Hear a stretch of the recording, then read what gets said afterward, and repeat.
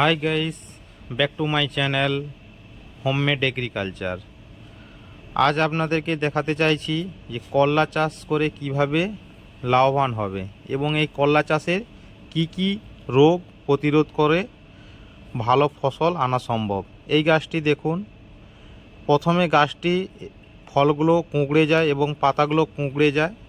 সেই পাতাগুলো ওষুধ এবং মেডিসিন মারার পরে প্রত্যেকটা কোঁক সুস্থভাবে উঠেছে এবং তার 4-5 দিন পরে প্রত্যেকটা গাঁঠে গাঁঠে সুন্দর ফলন এসেছে এবং প্রত্যেকটা গাছের কোঁক এবং গাছের কালার এবং কুঁঠা লাগা পুরো টোটালি বন্ধ হয়ে যায়।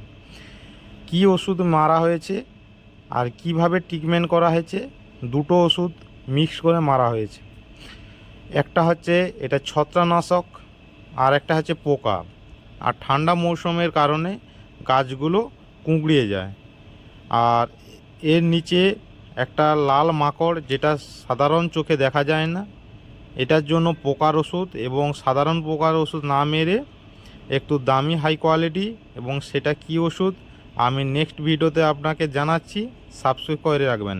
এবং ওটা মারার পরে কিভাবে প্রত্যেকটা গাঁঠে ফল এসেছে এবং গাছটা খুব সুন্দর কিভাবে ফেলাচ্ছে এবং কোঁকগুলো সুন্দর করে বেয়ে উঠছে এবং এই গাছগুলো অধিক ফলন হবে এবং এই গাছগুলো কমসে কম 1 বছর ফলন পাবে।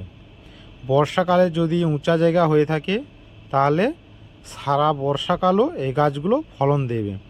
এবং এই গাছগুলো যে লতিয়ে যাচ্ছে, এই গাছগুলোকে সুন্দর করে মাচাতে ফলন রাখার জন্য করতে হবে। এবং কিছু কিছু ফল পোকা লেগে নষ্ট হয়ে যায়, এই পোকাগুলো যাতে না লাগে এর জন্য ট্রিটমেন্ট নিতে হবে। শীতকালের জন্য একটু ফল ঝরে যায় এবং এই গাছটা দেখুন দড়ি দিয়ে বাঁধা হচ্ছে এবং এর ফলে প্রত্যেকটা ওষুধ এবং মেডিসিন মারার ফলে গাছগুলো কত সুন্দর হয়েছে। আর নেক্সট ভিডিওতে দেখাচ্ছি এরপরে 10 দিন পরে আরও কি রেজাল্ট হয়েছে, আপনাকে প্রত্যেকটা আপডেট দিচ্ছি। ওকে, ধন্যবাদ।